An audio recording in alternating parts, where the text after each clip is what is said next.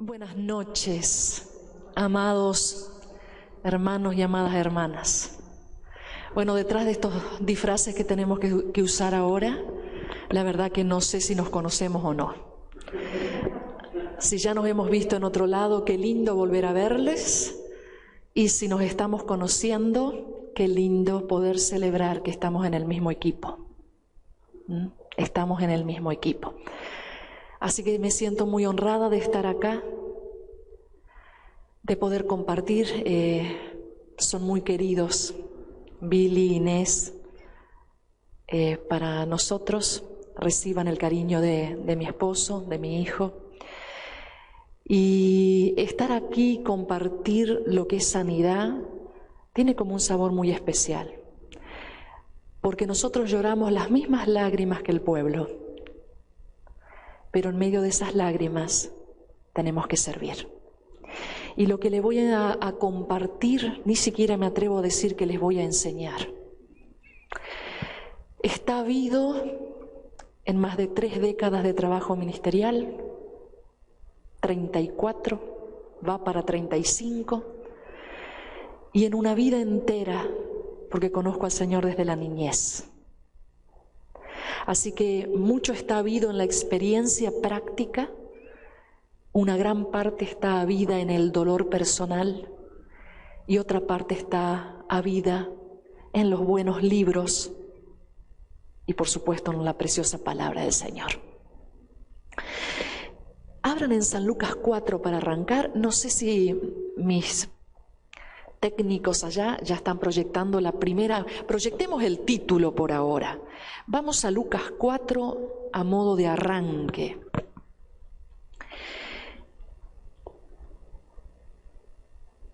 Está el Señor Jesús estrenando ministerio, ¿sí?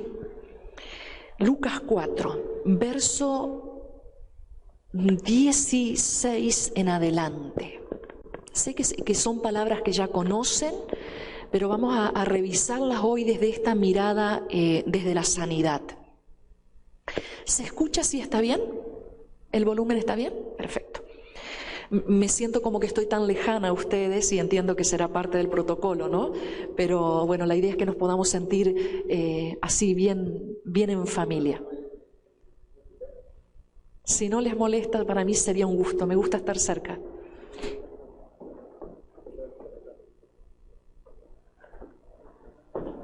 Muchas gracias.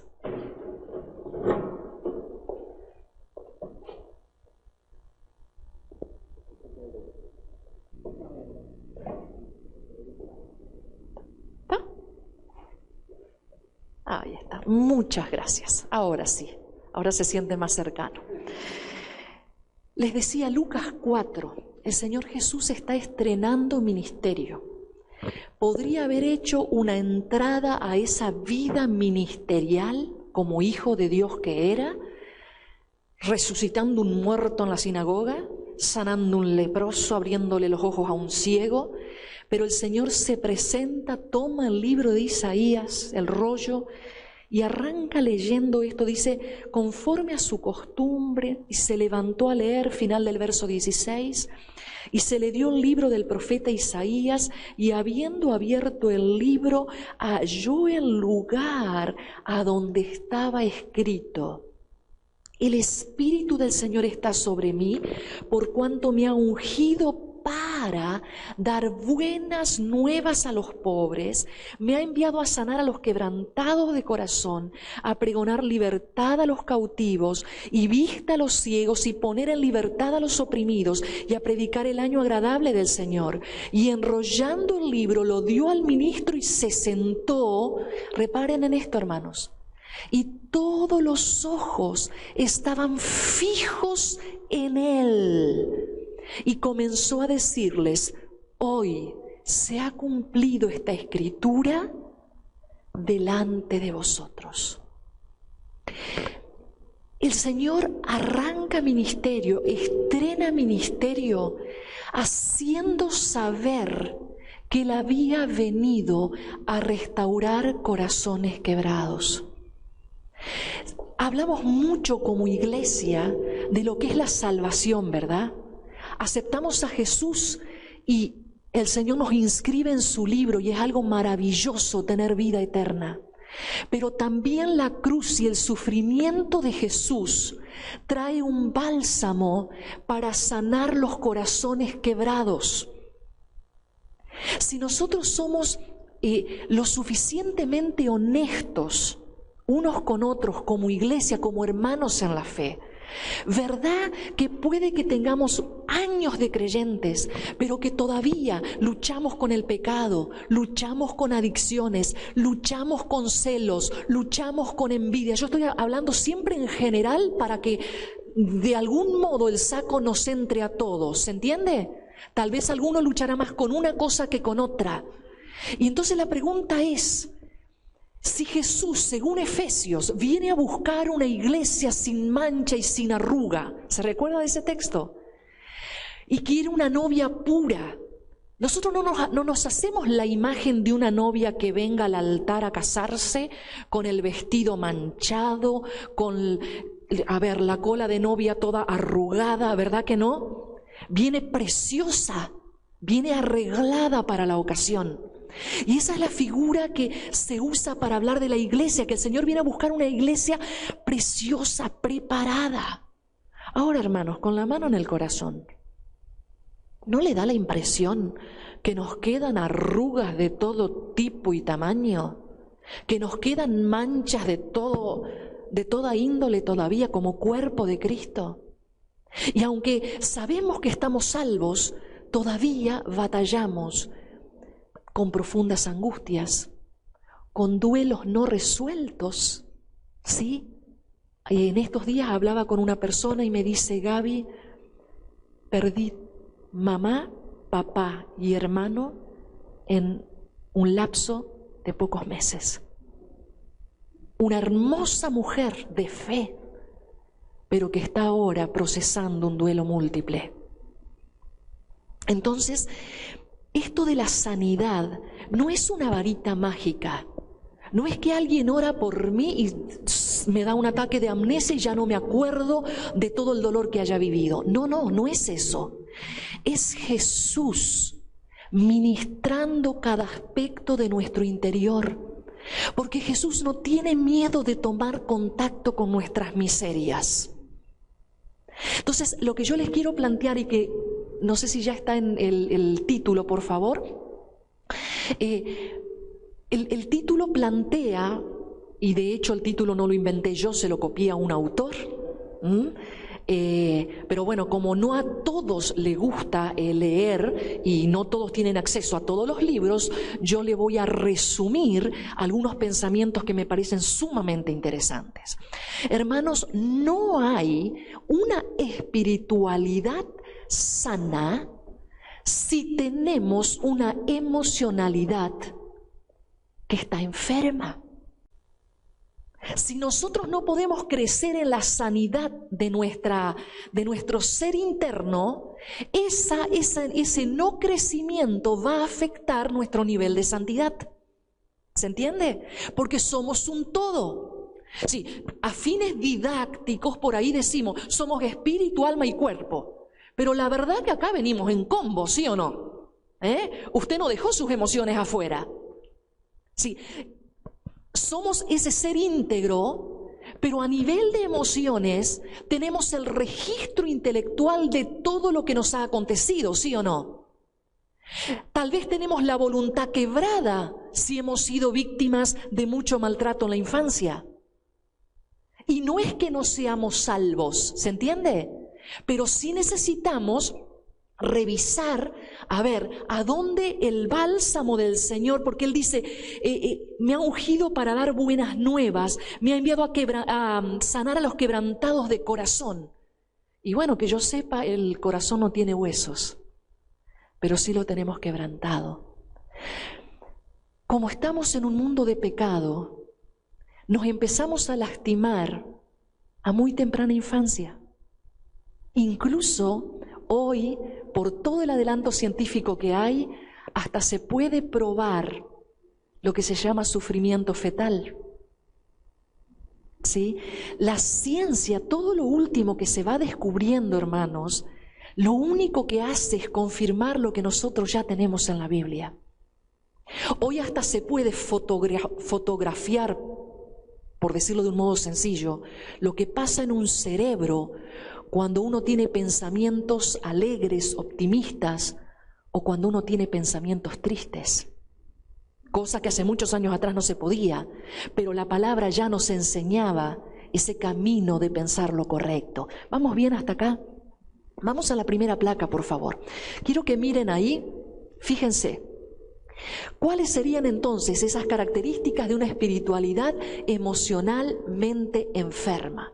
Ahí alcanzan a leer: usar a Dios para huir de Dios. Entonces, ¿cómo puede ser eso? Hay gente, yo lo voy a mirar acá desde mi teléfono, así no estoy un poco más cómoda.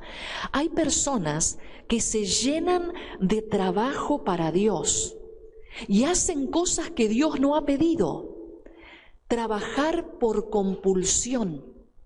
Y resulta que en la iglesia nos queda re cómodo que haya gente que trabaje por compulsión. Porque esa gente que usted le pide que limpie el templo, lo va a limpiar, le va a pedir que toque la guitarra, toca la guitarra, le pide que predique, va a predicar, le pide que vaya a orar por el hermano tal, va a ir y lo va a hacer. Porque está con una fuerza interna que tiene que ver con algo no sano. Esto que el pastor dio una introducción extraordinaria.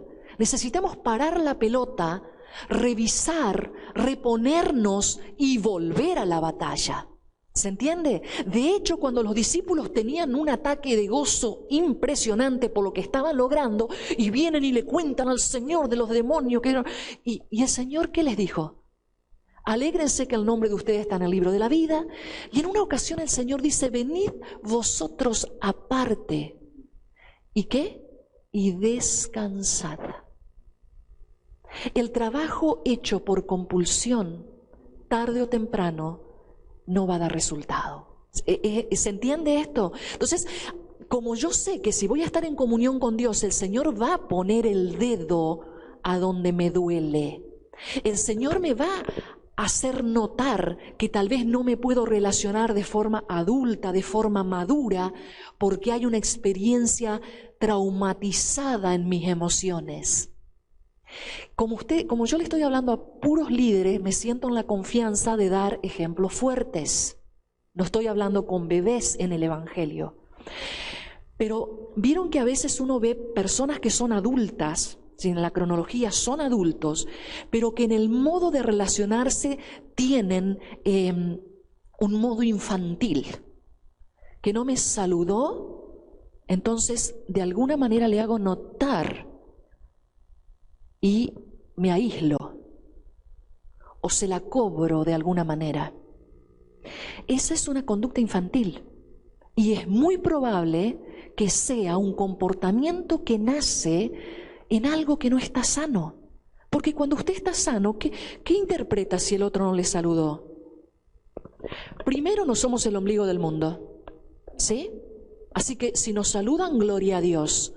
Y si no, puede tomar la iniciativa usted. Sería mucho más maduro, ¿verdad? ¿Se entiende?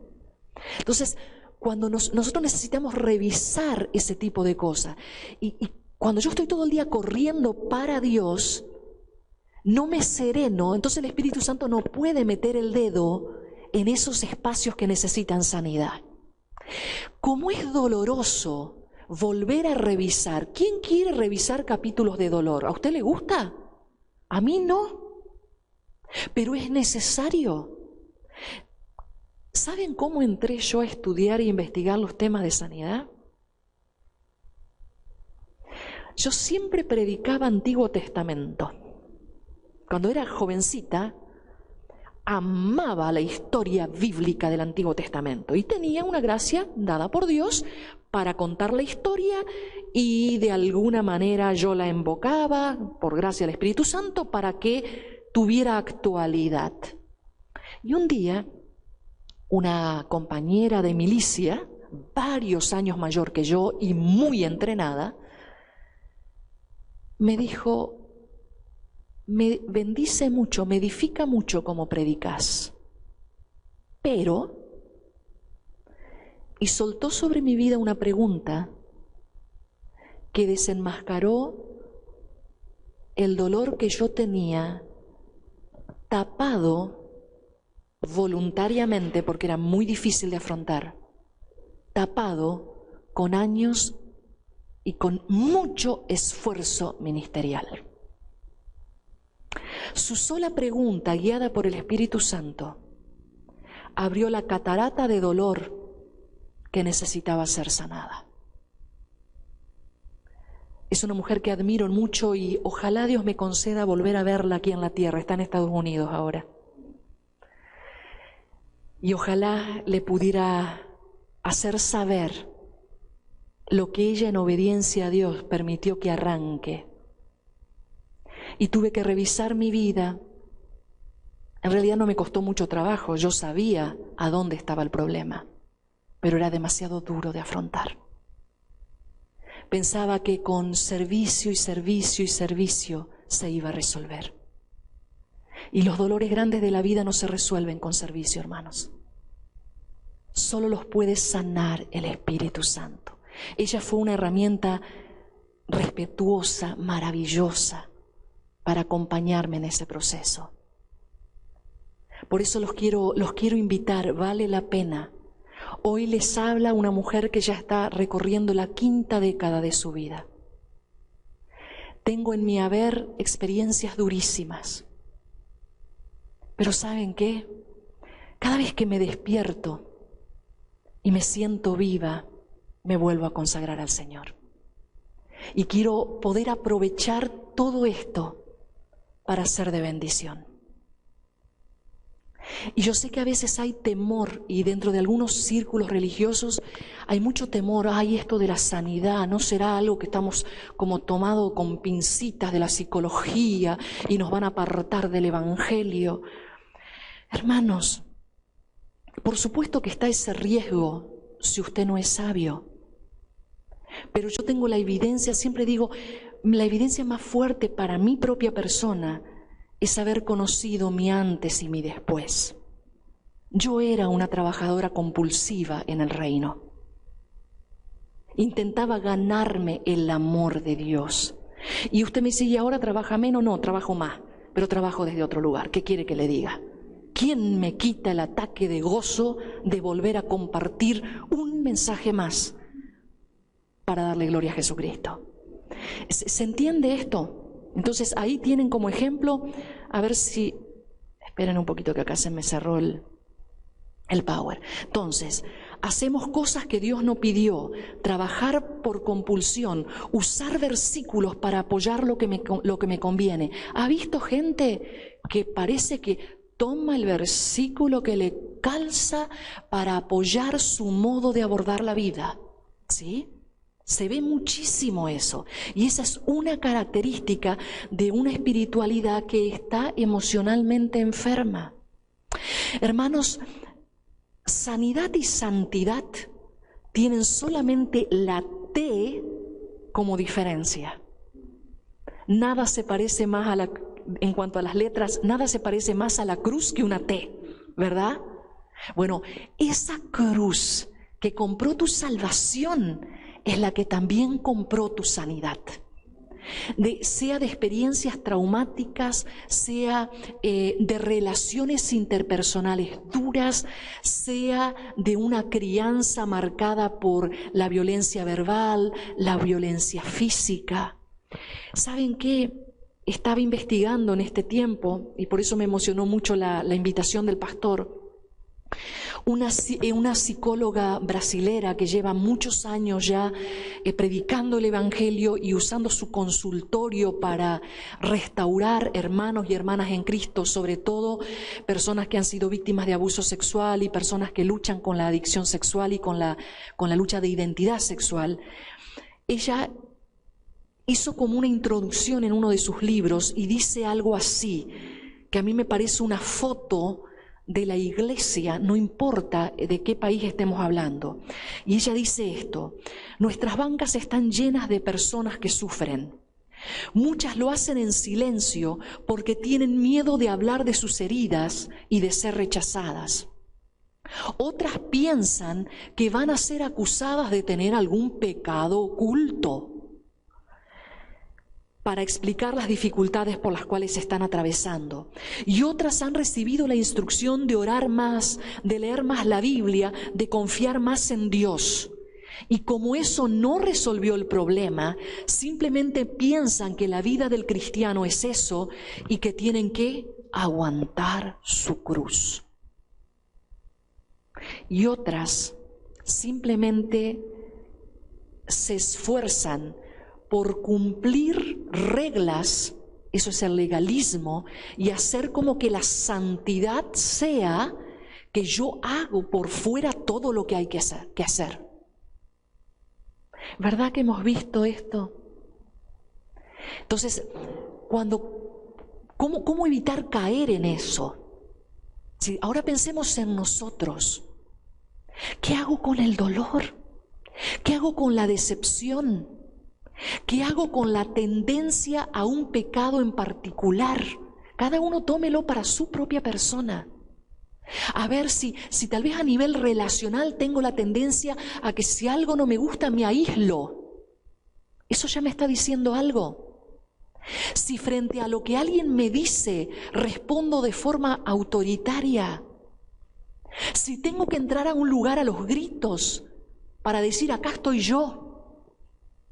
Esas son todas señales de que hay algo dañado, ¿se comprende? Y tristemente, a nivel ministerial, como el puesto de líder de alabanza, líder de escuelita, pastor, como se llame, no importa el nombre, como eso da como un cierto, y lo digo con todo respeto, ¿sí? Como un cierto estatus. Entonces parece que de última le hacemos creer a la gente de que nosotros estamos como un escaloncito, así una plataformita más arriba que el resto. Y los mantenemos a raya para que no vean que batallamos las mismas batallas y lloramos con las mismas lágrimas. ¿Se entiende? Cuando en realidad Dios nos invita a ser genuinos. El Señor no tuvo ningún problema en restaurarlo a Pedro. Nosotros lo hubiéramos dejado sentado en el último banco a que siga pagando el precio por haber negado a Jesús, ¿verdad? En cambio el Señor le hizo un lindo desayuno al ladito del mar, ¿se acuerdan? Le pregunta 3 veces si lo amaba y le hace declarar por cada negación, fíjense qué fuerte, le hace repetir que lo amaba. Simplemente dice, Pedrito, estás en el equipo, muchacho. Si te sentís culpable, ¿qué tal si arreglamos la cuestión? Yo nunca te saqué. ¿Se entiende la idea? Porque el Señor sí sabe qué hacer con nuestras tendencias al pecado. El Señor sí sabe qué hacer con la profunda angustia que se genera en el corazón de alguna víctima de violencia sexual. El Señor sí sabe qué hacer con las crisis de identidad. Seguimos mirando. ¿Me proyectan la segunda, por favor? Fíjense ahí. Segunda, ¿no está apareciendo todavía? No me recuerdo en qué orden está, si no miro mi teléfono. ¿Sí? ¿Alguien lo lee, pastor? ¿El 2?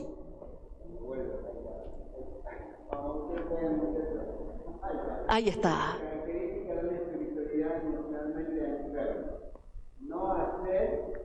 Caso.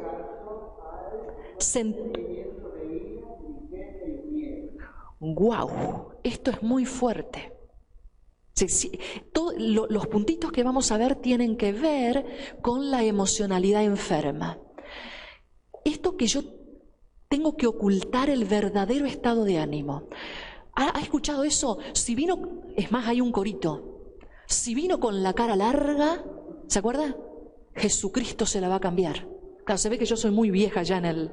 Sí, antes se cantaba un corito que decía algo así.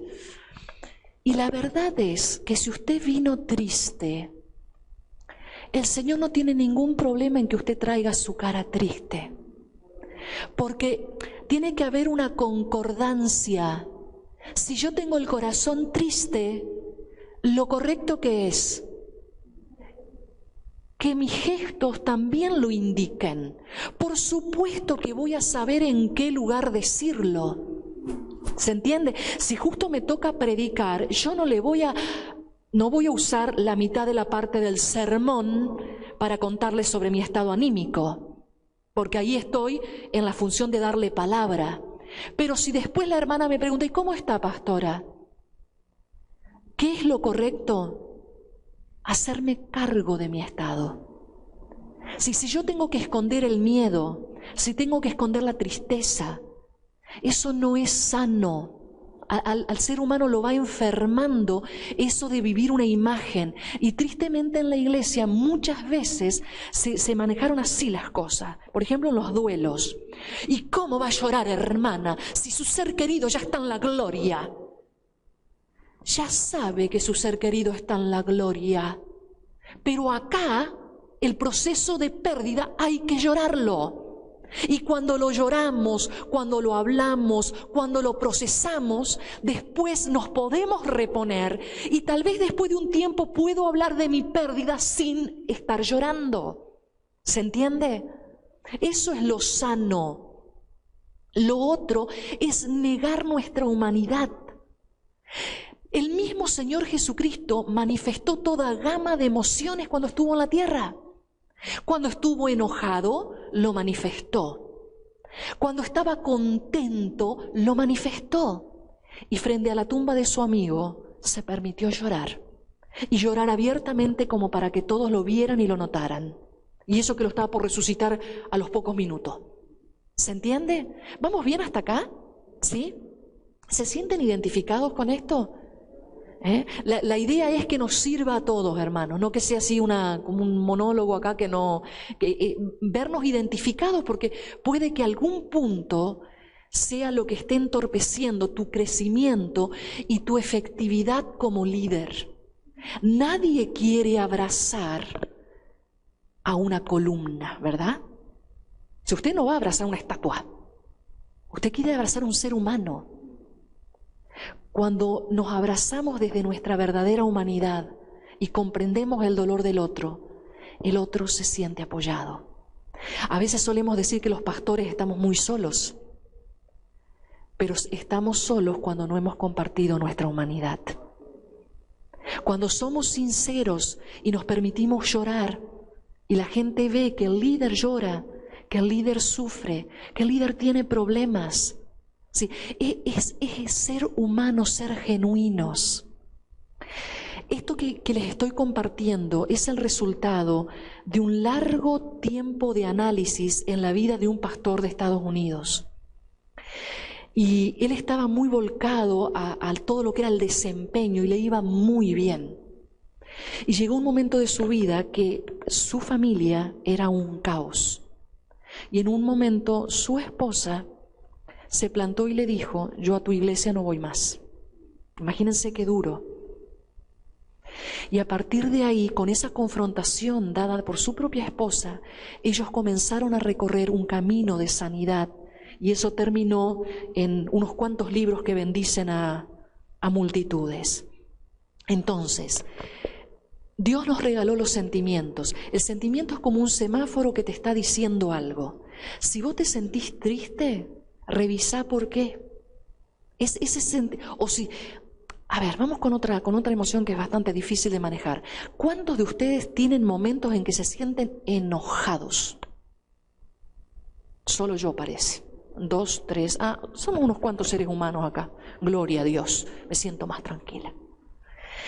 Y es una emoción que nosotros, ¿qué creemos? No, pero como soy hijo de Dios, hija, sierva del Dios Altísimo, no me puedo enojar.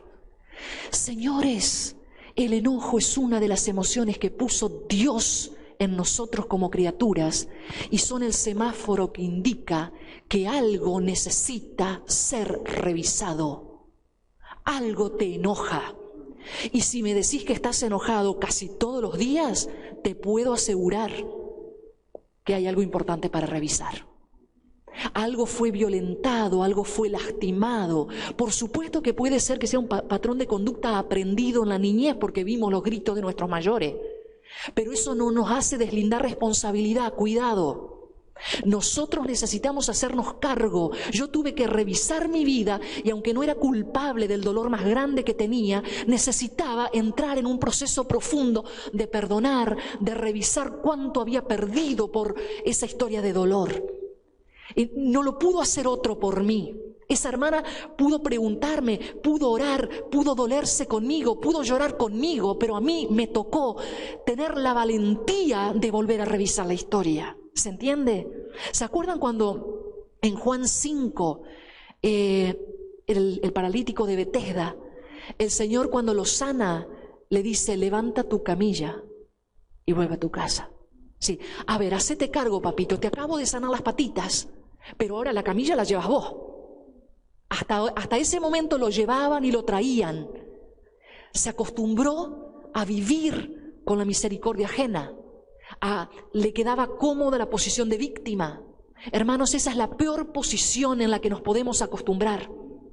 Y usted me dice, no, pero yo fui víctima. Pero hay una gran diferencia entre ser víctima y perdonar, sanar y salir adelante, a quedarse viviendo en el escenario del victimismo. Cristo no murió en una cruz para que nosotros seamos víctimas perpetuas. Cristo murió en una cruz para colocarnos en un espacio de consuelo, de victoria, en un espacio donde lo que fue dolor se convierte en recurso una vez que lo entregué en las manos todopoderosas de Dios. ¿Se comprende? Entonces las emociones a veces nos dicen algo. En mi caso personal tuve periodos de profunda tristeza que rayaban en depresión adolescente y era a raíz de esa circunstancia de dolor que yo necesitaba revisar. Muchas veces nos suceden cosas mucho antes de que tengamos las herramientas intelectuales para interpretar lo que nos pasó. ¿Se entiende? Entonces, por mecanismos de defensa que Dios ha permitido, eso queda ahí hasta que llega un tiempo y un espacio donde Dios pone personas maduras, personas que conocen la temática para ayudarnos. ¿Se comprende? ¿Vamos bien hasta acá? ¿Alguna pregunta hasta este punto? ¿O podemos continuar? ¿Vamos bien? Entonces, tenemos que gestionar, tenemos que trabajar y tenemos que hacernos la pregunta, ¿qué hay bajo la superficie? Hay autores que usan el ejemplo del iceberg. Vieron que del iceberg se ve la puntita superior, pero debajo del agua puede haber un témpano impresionantemente grande. Bueno, a veces las emociones son eso, como la puntita del iceberg, pero por debajo hay un témpano muy grande y que necesita ser trabajado. Que no se resuelve de forma así como fantasía, porque Dios podría ser así, toc, y nos sana, ¿cierto? Pero lo que pasa es que así no seríamos conscientes de dónde nos levantó el Señor. Yo no podría contarle con tanto detalle si no hubiera tenido que recapitular y revisar grandes aspectos de mi vida. Incluso los duelos. Cada nueva pérdida nos expone a un espacio donde necesitamos la misericordia de Dios para sanar, para reponernos y para llegar a ser todo lo que Dios quiere que seamos. Número 3, otra característica de la emocionalidad o de la espiritualidad emocionalmente enferma, negarnos a todo. Ahí dice, teología defectuosa, cuanto más sufro, Dios está más complacido. Nosotros necesitamos revisar la teología. ¿Por qué? Porque a veces se instalan pensamientos que no son sanos. Vaya a saber a dónde arrancaron, pero de algún modo tenemos el concepto de que si siempre estoy sufriendo, Dios está más a gusto conmigo. No, señores. Por supuesto que tengo que tener valentía para enfrentar el sufrimiento y de hecho nos van a tocar grandes capítulos de sufrimiento. Y si estuviéramos en la zona, de la ventana 1040, el oriente, estaríamos siendo parte de la iglesia perseguida y seguro que no estaríamos sentaditos tan tranquilos como estamos en esta noche. Y sufrimiento va a haber.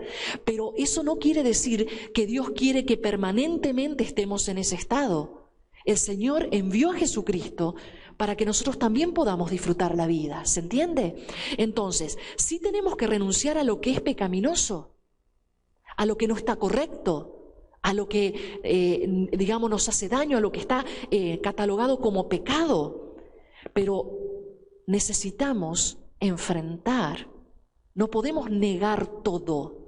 ¿Se entiende? Necesitamos, ahí dice, renunciar a lo pecaminoso y renunciar a las actitudes defensivas. ¿Ha escuchado cosas tales como, de esto no se habla? Hay familias que cuando tienen que tocar un tema doloroso, ya desde muy chiquitito los niños saben que hay ciertos temas que en la casa no se hablan. A mí me ha tocado acompañar señoras grandes que entran en procesos depresivos cuando ya llegan a ser muy mayores, y cuando uno comienza a desandar el camino con ellas, resulta ser que hay en su haber dolores tan grandes como la pérdida de hijos. Yo tuve en una oportunidad una señora que me dijo que cuando ella volvió, fue un aborto espontáneo, cuando ella volvió del hospital, su esposo la miró y le dijo, de esto no se habla nunca más. Indudablemente ese varón tenía tanto dolor en el corazón que no sabía cómo abordarlo y pensó que poner una sentencia de no hablarlo lo iba a resolver. Sepamos una cosa, hermanos, todo lo que no se habla queda adentro y en algún momento tiene una fuerza propulsiva y compulsiva. Va a salir de algún modo, va a salir con una enfermedad física, va a salir con una enfermedad emocional y va a paralizar tu crecimiento en el Señor. ¿Se entiende? Entonces necesitamos renunciar a esas actitudes defensivas. Es como sacarnos el abrigo. Si acá haría mucho calor, a ver, cuando nos reunimos en verano, ¿usted viene con todos los abrigos? No, lo necesitamos ahora porque hace frío. Las actitudes defensivas, que son mecanismos psicológicos de defensa para sobrevivir hasta tanto recibamos ayuda, sirven, son abrigos, por decirlo de alguna manera, mientras dura el frío de que no tengo con quién hablarlo, de que soy demasiado niña o niño y no puedo entenderlo. Pero cuando ya estamos en la calidez de lo que es el cuerpo de Cristo, ahí es momento de sacarnos los abrigos. ¿Se entiende? Y ahí es donde el Espíritu Santo nos puede ministrar. Hermanos, nosotros recibimos las primeras heridas en las relaciones interpersonales y a Dios le place usar relaciones interpersonales para restaurarnos y para sanarnos. Por eso el propósito es que el cuerpo de Cristo sea un espacio de sanidad, no un lugar a donde yo tenga que venir armada hasta los dientes para que no salte mi historia, porque no sea que me juzguen. ¿Se entiende? Debiera ser una comunidad de amor, pero para que sea esa comunidad de amor tenemos que crecer en la sanidad. ¿Entienden? Porque entonces cuando a medida que estamos cada vez más sanos, por supuesto va a crecer el nivel de santidad. Entonces voy a saber qué hacer con el dolor de mi prójimo. ¿Se acuerdan de la parábola del samaritano? ¿Todos la tienen presente? Bueno, vamos a mirar algunos principios rapidito ahí. Jesús cuenta la historia en respuesta a la pregunta de un intérprete de la ley. Dice, Señor, ¿qué tengo que hacer para heredar la vida eterna? Y el Señor le dice, amarás a tu Dios con todo tu corazón, con toda tu alma, con todas tus fuerzas. ¿Se dan cuenta el detalle? Alma, ahí van las emociones también. No era solo amarlo con la cabeza, era amarlo con el corazón. Y amarás a tu prójimo como a ti mismo. Y el intérprete, que por supuesto ese versículo se lo sabía de memoria, igual que nosotros, si mi prójimo me suena, ¿qué será eso? Señor, ¿qué es el prójimo? Y ahí Jesús pinta la historia, hermanos, que de última es la historia de ustedes y mía. ¿Se acuerdan bien de cómo Jesús la pinta la historia? Dice, un hombre iba de camino y lo interceptaron, lo golpearon, le robaron y quedó tendido en el camino. Palabras más, palabras menos. Dígame si eso no es una imagen de nosotros en este mundo caído. Usted comenzó a andar en el mundo, ¿cierto? Entró a la vida. Y usted fue golpeado por palabras, golpeado por ausencias, golpeado por necesidades básicas que tal vez no fueron satisfechas. Y de repente usted y yo hemos quedado heridos en el camino de la vida. Y Jesús ahí, ustedes se imaginan, traten de usar toda su imaginación, toda su creatividad. Ahí está el hombre. Le despojaron de su fuerza, del producto de su trabajo. Los grandes dolores nos despojan de la alegría, de las ganas de vivir.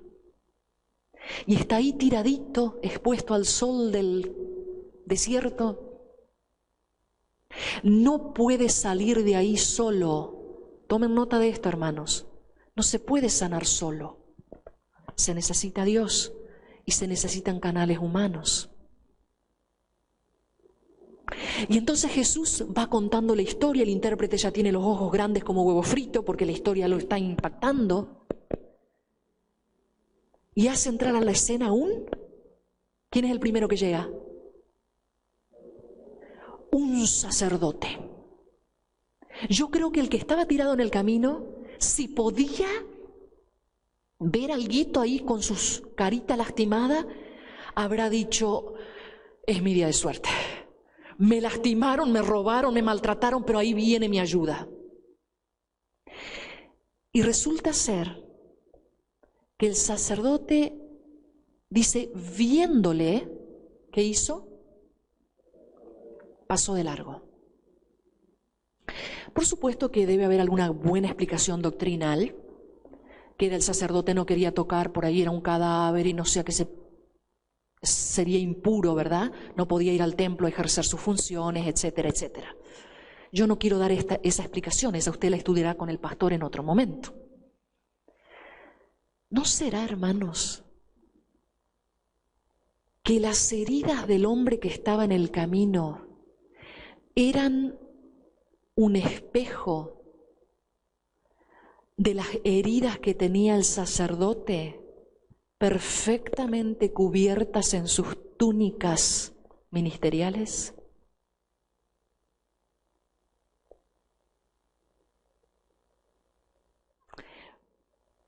El dolor del otro interpela mi propio dolor. Por eso es que cuando nosotros le hablamos, por ejemplo, a misioneros que se preparan para la obra de llevar la palabra, mi consejo, por lo menos en la materia que a mí me compete, es no salgan a la obra si tienen cuestiones personales fuertes sin resolver. Porque lo que les va a dar la bienvenida allá es lo que acá ustedes quieren dejar a sus espaldas. ¿Se entiende? De repente el dolor del otro va a interpelar mi propio dolor. El sacerdote se va y después viene un levita. La Biblia da el detalle de que se acerca, así que tuvo una panorámica mucho más ajustada que la del sacerdote. Probablemente podía haber dado un buen informe tipo así de asistencia social, ¿se entiende? Podía verificar a dónde estaban los cortes, pero tampoco se involucró. En el sacerdote hay un modelo de indiferencia. Y hermanos, tristemente, a veces tenemos ministerios que si habría que encasillarlos en un modelo, aunque sean correctísimos doctrinalmente hablando, son modelos de indiferencia, donde el otro puede venir, pero que no se le ocurra hablar de sus heridas acá adentro. ¿Se entiende la idea?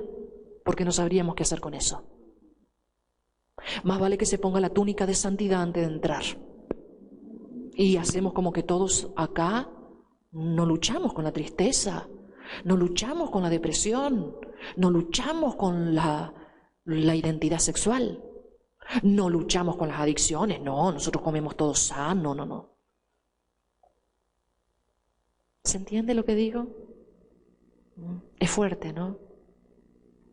Y entonces el Señor, ¿usted se lo imagina a Jesús? A Jesús se le conmovían las entrañas por nuestro dolor. Y entonces Jesús sigue contando la historia y ahora le agrega color y sonido, porque hace entrar el samaritano. Entra sin nombre propio, entra con el nombre de su etnia, que para los judíos era una etnia despreciada.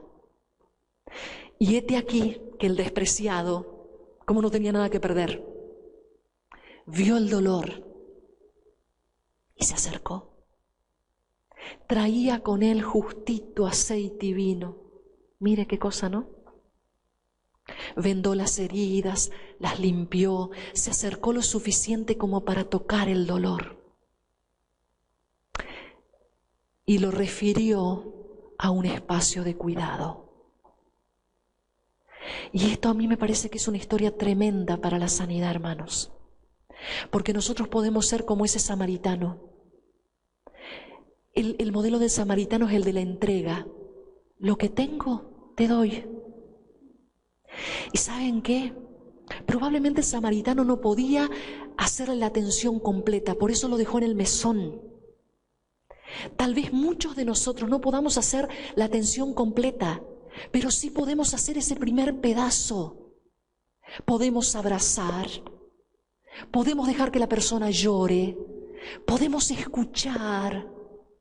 Si tenemos aceite, bálsamo, y si tenemos, hermanos queridos, si somos del Señor, ¿acaso no tenemos el Espíritu Santo? ¿Acaso Dios no puede poner en nuestra boca una palabra sanadora, un versículo que marque una diferencia? ¿Verdad que sí? ¿Lo cree? Yo lo creo. Muchas veces me tocó servir en espacios donde yo decía, Señor, yo no tengo ni idea qué hacer. Y en obediencia iba, escuchaba. Y sin más, el domingo pasado el Señor me dio una carga para compartir algo con la iglesia que pastoreamos con mi esposo. Y fui fiel a esa carga y solté ese versículo. Y después una hermana me dijo, ¿cómo me pegó justamente eso? Y ahí me di cuenta, porque yo había hecho referencia a la orfandad. Y esa chica se crió en orfandad, con padre vivo. Entonces para ella fue muy fuerte pensar en la paternidad de Dios. Entonces el Espíritu Santo nos pone algo, ¿entienden? Y después lo derivamos al mesón. ¿Qué sería eso? A un espacio donde haya herramientas para seguir atendiendo el caso, si fuera un caso que requiere asistencia como más especializada. ¿Se entiende esto? Bien, vamos a un punto más. Pastor, ¿cómo vamos con el tiempo? ¿Usted me avisa? ¿Cuánto tiempo tenemos? No sé a qué hora tiene que terminar esto. Sabe que a mí esto me apasiona, entonces yo no me doy cuenta que el tiempo pasa, pero tengo que respetar a mis hermanos. ¿Podemos seguir un rato más? Bien. Número 4. Otra, es una parte muy pesada esta. Una característica de una emocionalidad. Entendamos esto, no podemos crecer en la espiritualidad con una emocionalidad enferma. ¿Sí? Entonces va a ser una espiritualidad enferma. ¿Se entiende la idea? No importa si invertimos la frase en este sentido. ¿Sí? Si crezco en sanidad, voy a crecer en santidad. ¿Sí? Si yo no considero el pasado, si yo digo, no, el pasado quedó atrás, ya está, ya perdoné, ya está. Si yo niego el impacto que el pasado tiene en el presente, eso es señal de inmadurez. El pasado sí tiene impacto. Escúcheme bien, no es que nosotros vamos a estar, determinados por el pasado. No. No es que estemos determinados, pero sí estamos condicionados. No es lo mismo un niño que se crió con mamá y papá, cubierto de toda la ternura, bendecido, afirmado, bien alimentado, que el pobrecito que se tuvo que abrir paso en la calle comiendo desechos. ¿Me está entendiendo? Entonces no podemos decir que el pasado no importa. A mí me gusta mucho compartir tiempo ahora orando por la iglesia perseguida. Entonces todos los miércoles a la noche hay un espacio de oración en América Latina, y siempre hay un testimonio de alguna víctima de alguna zona de los países, de los 50 países más perseguidos en el mundo. Y cuando uno escucha esos testimonios, a ver, no podemos ignorar el dolor. Las mujeres que son víctimas de violencia, esos hermanos, líderes, pastores que son encerrados en esos toneles de metal sin alimento. No podemos decir que eso no influye. Por supuesto que Dios tiene modos creativos, que Dios enviará ángeles para sostener. Sí, no digo que no, yo creo en milagros, pero sí sé, y ¿saben qué? Años de trabajo ministerial me prueba que las personas que han sufrido experiencias, robos violentos, aquellos que fueron víctimas de abandono, las mujeres que han sido ultrajadas, eso deja huellas. Y que necesitamos revisarlo. Sí, no es para estar todo el tiempo mirando para atrás, pero lo tengo que sanar para proyectarme hacia adelante. ¿Se entiende? Entonces, este autor, ustedes lo tienen consignado ahí, este autor decía, aprendimos patrones de conducta. ¿Vieron cuando a veces se dice, ay no, pero no es que nosotros no heredamos maldiciones porque estamos en la gracia? Pero ¿sabe qué? Usted sin darse cuenta aprendió patrones de conducta a su más temprana infancia. ¿Cuántos de los que son acá son papás o mamás? ¿Se han descubierto que de repente corrigen a sus hijos de la misma manera que lo hacía su mamá o su papá? ¿Les ha pasado? Sí, tarde o temprano nos salta el modelo. Si su papá resolvía los conflictos yéndose, usted aprendió que los conflictos se resuelven yéndose. ¿Sí? Si su papá pegaba 3 gritos, es muy probable que usted haya aprendido a gritar frente al conflicto. Heredamos patrones. ¿Se entiende? Entonces, lo que tenemos que hacer es revisar esos patrones. Si usted heredó un patrón lindo, gloria a Dios, afírmelo, quédese con el patrón. Pero si usted aprendió un patrón incorrecto, un patrón infantil, un patrón enfermizo, necesita revisarlo.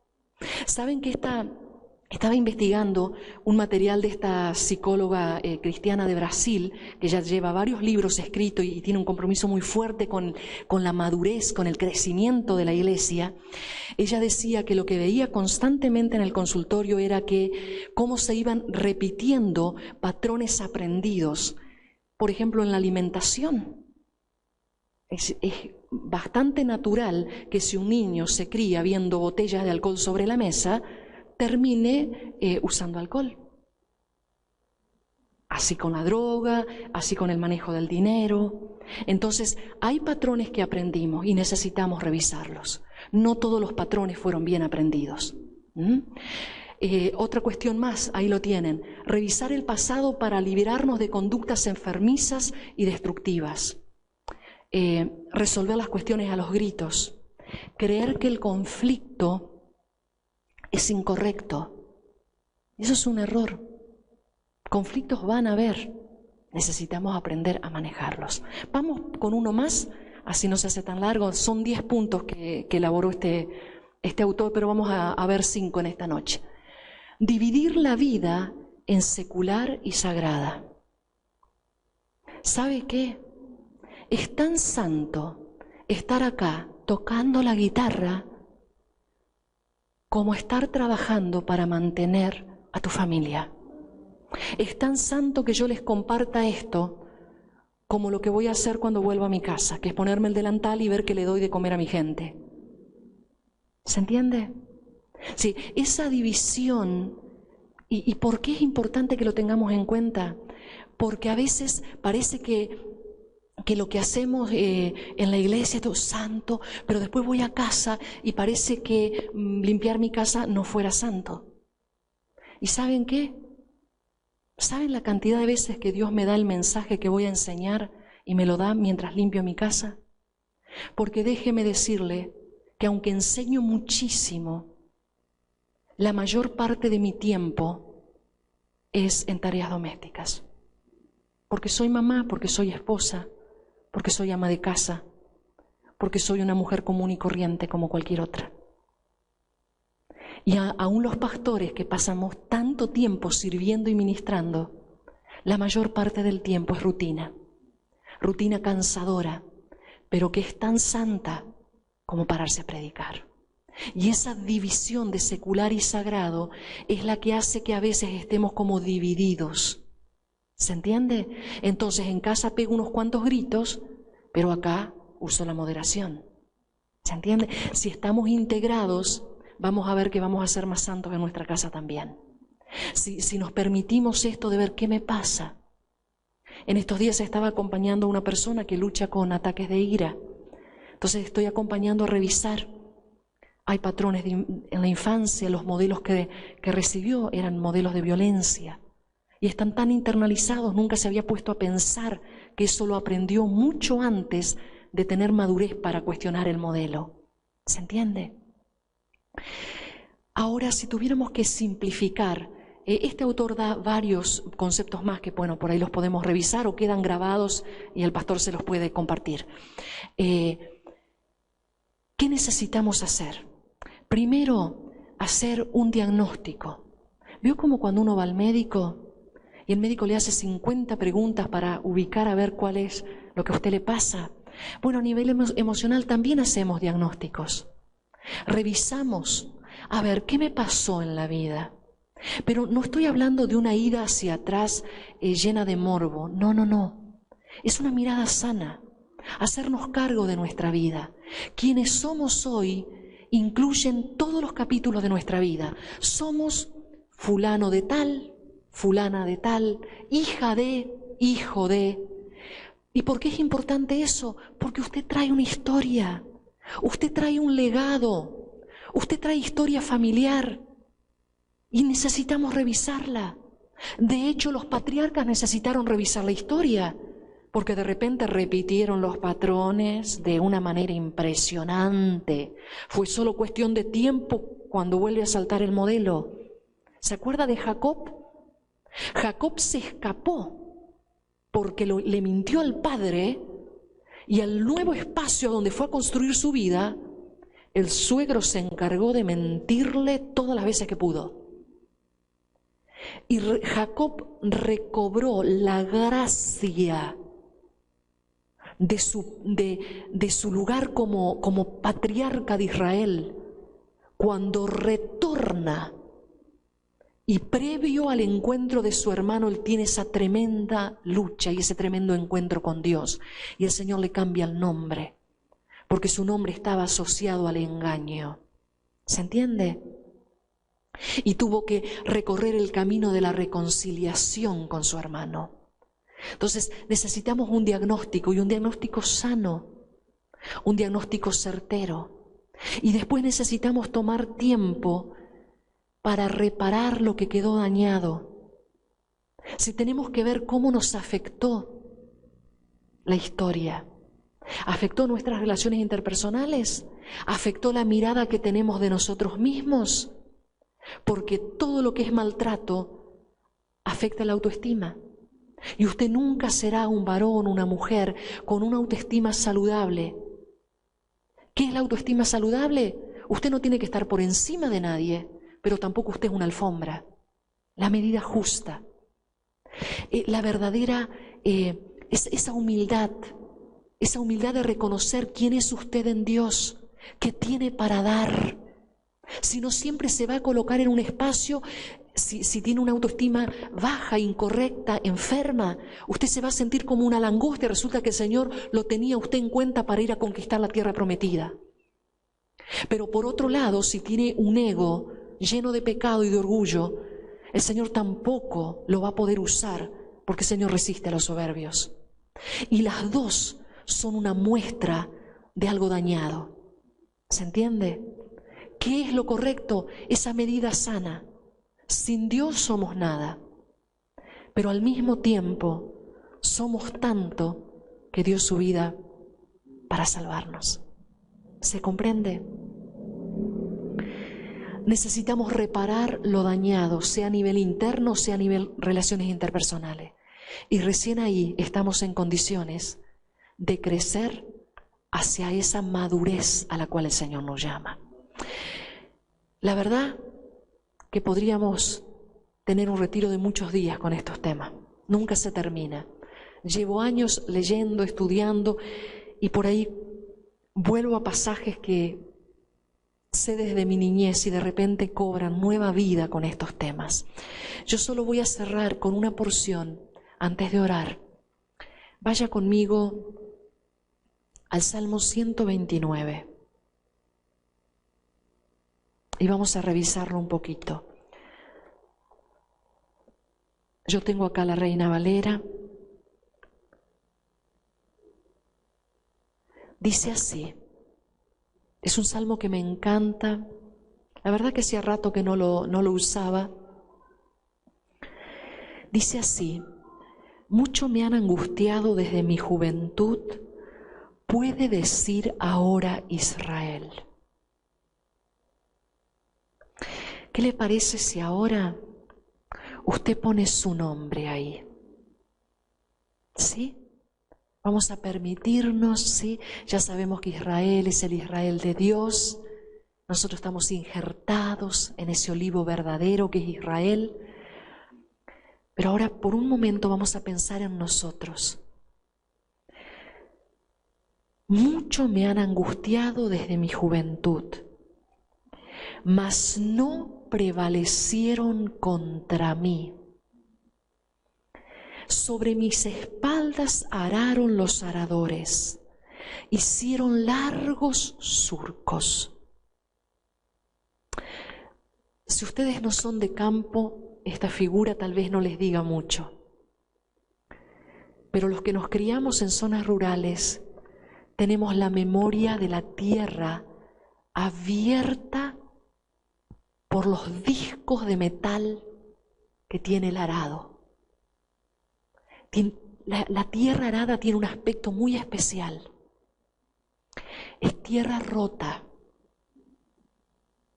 Es tierra rota, muy rota. Pero es la tierra sobre la cual se esparce la semilla que después se vuelve alimento. ¿Me siguen eso? Volvemos al pasaje. Hicieron largos surcos, fin del verso 3.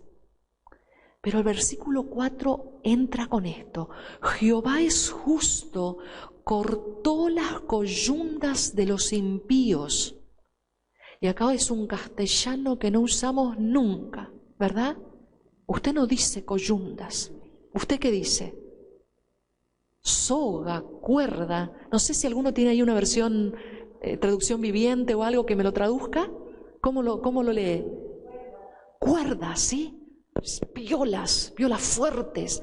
Jehová es justo, cortó esa cuerda que te ata a lo que te dejó huellas en la espalda. Yo desearía con todo mi corazón que ninguno de ustedes tenga alguna cicatriz de violencia en el cuerpo. Tal vez algunos sí la tienen. Pero seguro que tenemos cicatrices en el alma. ¿Y saben qué? Cuando el Señor nos sana, la cicatriz está, pero ya no duele, ya no paraliza, ya no inhabilita. ¿Me entiende? No es que el Señor cuando nos sana nos da un ataque de amnesia y yo me olvidé de lo que a mí me pasó. No. Pero ya recuerdo sin dolor. Ya le puedo contar a alguien la historia desde el espacio de una tierra que fue roturada, que fue rota, que fue quebrada, pero sobre la cual Dios puso una semilla, porque Dios implanta un don en nuestro dolor más profundo. ¿Se entiende? Porque Dios es Dios y de la muerte saca vida, y de la enfermedad saca salud, y de las historias de dolor saca recursos que enriquecen, que embellecen y que llenan de gracia a las personas, para que las personas comuniquemos esa gracia. ¿Lo entiende? ¿Saben? Ya volvemos al Salmo.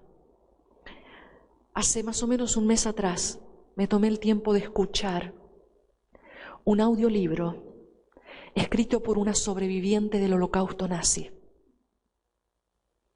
Una mujer que vive todavía, tiene más de 90 años. Una mujer que fue llevada al campo de concentración con 16 años. En ese campo, en la primera separación, ya pierde a su madre. Ella era gimnasta, era bailarina, estaba para los Juegos Olímpicos.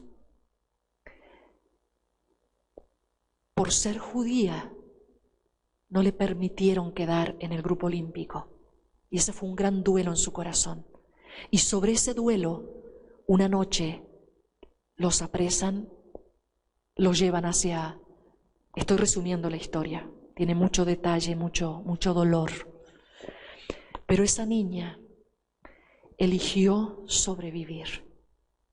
Todos los días, cuando estaba muerta de hambre y de frío, y cuando estaba a punto de fallecer por el maltrato, ella se proponía vivir y se imaginaba danzando, bailando. Cuando termina la guerra, después, de peripecias que ustedes se podrán imaginar si han visto o han leído algo al respecto, ella estaba en una pila de cadáveres, pero estaba viva. Y un soldado norteamericano se dio cuenta que estaba viva y la rescató. Yo estoy hablando de la doctora Edith Eger. Le costó mucho sobreponerse, perdonar. Tuvo que aprender a escribir otra vez. Era un cadáver. Costó mucho. Tuvo que reaprender todo. Tuvo que reconciliarse con la verdad de que nunca más vería a su papá, a su mamá, a sus abuelos. Nunca más volvería a ver al novio de su adolescencia, que también murió en el campo. Pero eligió la vida y eligió ser bendición. ¿Y saben qué? Muchos de los que amamos lo que es la salud mental y lo que es la psicología y lo que es prepararnos para ayudar a la gente, estamos aprendiendo de lo que ella investigó. Y cuando yo oí ese audiolibro, recobré un entusiasmo en mi vida de servicio a mi prójimo. Y entiendo que si esa mujer pudo sobreponerse y llegó a ser la médica destacada que es, y escribió tantos capítulos de sanidad que realmente yo quedo conmovida. Porque, Dios se lo tuvo que haber revelado, no hay otra manera de escribir eso. Entonces, yo los quiero animar. Por supuesto que la doctora Eger se acuerda perfectamente de todo lo que vivió. No tiene un ataque de amnesia. Pero eligió la vida, eligió perdonar, eligió volver a ir a esos lugares, cerrar el círculo y salir libre. Hermanos, cuesta mucho trabajo sanar, pero uno escoge. ¿Nos morimos con nuestras historias o elegimos vivir? Y elegimos que se conviertan en recursos para ayudar a nuestro prójimo. Si nosotros conocemos a Dios, si tenemos el Espíritu Santo, ¿no les parece que debiéramos escoger la vida? Pero escoger la vida de verdad, no a medias.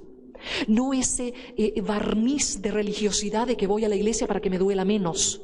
No, va a doler y va a doler bien dolido. Pero ¿sabe qué? Llórelo por última vez y sánese para la gloria de Dios. Dice la Biblia: serán avergonzados y vueltos atrás todos los que aborrecen a Sión. El Señor sabe de qué manera poner en su sitio a quienes nos hayan dañado. El Señor es justo. El Señor nos hará justicia. Pondrá en retirada a nuestros enemigos. Él pondrá en retirada esa tristeza y esa angustia que no te permite vivir. Él pondrá en retirada el sentimiento de incompetencia, de indignidad. Él te volverá a vestir con túnicas de princesa. Y ahora le hablo a las mujeres y ya sé que me están entendiendo. Él devuelve la dignidad. Él devuelve la alegría, el propósito de vivir. Él nos vuelve el gozo ministerial, porque también, hermanos, sepan de una cosa, que si van a servir al Señor, van a ser lastimados también acá adentro. Gente a la cual ustedes le han otorgado tiempo, vida, y de repente se van, eligen el mundo. Y para eso también necesitamos ser sanados por Dios, ¿se entiende? Y para eso también necesitamos revisar cómo es mi ministerio, cómo estoy sirviendo. ¿Sirvo desde un corazón sanado o tengo miedo de contagiarme con la herida del que quedó ahí a mitad de camino? ¿Tengo miedo de que me vean abrazando a mi hermano? ¿Tengo miedo que me vean abrazando a mi hermana? ¿Se entiende lo que estoy diciendo? Cuando estamos sanos, podemos mirarnos realmente al rostro sin nada que ocultar. Somos historias rotas, somos tierra rota, pero al Señor le plació poner semillas y está en nosotros si vamos a quedar en el egoísmo de conservar lo poquito que nos queda o si lo vamos a entregar a manos llenas para alimentar a mucho pueblo. Y si ustedes, tal como el pastor los describió, son esa parte entregada de esta iglesia, esta parte que sirve, esta parte que sí, aunque tiene su propio dolor, yo creo que si usted está acá esta noche es porque Dios lo tiene en cuenta para escribir una gran historia. No sé cuánto nos queda, hermanos queridos, pero que lo que nos quede de vida sea para darle gloria. Yo siempre le digo al Señor, yo no quiero ser desapasionada. Yo no quiero llegar a un día a hablar de esto sin pasión en mi corazón. La gente no tiene por qué oír un mensaje desapasionado. Yo quiero estar llena del Espíritu de Dios. No puedo garantizar que siempre sea sin lágrimas, pero ¿sabe qué? Yo le doy la bienvenida porque las lágrimas también sanan, porque las lágrimas también caen, como dice el Salmo 84. Hacen como ese pocito en la tierra a donde una semilla es implantada. Por eso yo no sé qué surcos hay en tu espalda, pero como acá está el Espíritu Santo y es el único que necesitamos, ¿sí? Yo solo estoy acá para comunicarte amor y aceptación, para poder abrazarte con todo mi corazón y ojalá pudiéramos hacerlo, ¿no? Pero por protocolo no lo podemos hacer. Abrazarlos desde lo más profundo de mi corazón. A veces tenemos la fantasía que los que están adelante no sufren. ¿Tiene usted esa fantasía respecto de su pastor y su pastora? Usted los ve hermosos con su niño. Son de carne y hueso. Han llorado muchas veces y por eso ahora están ahí. Pero han elegido seguir adelante. ¿Saben? Tenemos que elegir ser consolados. Tenemos que resolver nuestros duelos. Tenemos que perdonar a quienes nos lastimaron. Y eso incluye perdonar capítulos muy, muy dolorosos. Tal vez usted tiene que perdonar a alguien que tal vez ya está muerto. Tal vez usted tiene que perdonar a alguien que ni siquiera le vio el rostro. Tenemos que recorrer, es trabajo. Es un verdadero trabajo, créame. Requiere una valentía impresionante, pero no estamos solos, el Espíritu Santo está con nosotros. Póngase de pie si quiere y si no puede quedar sentado.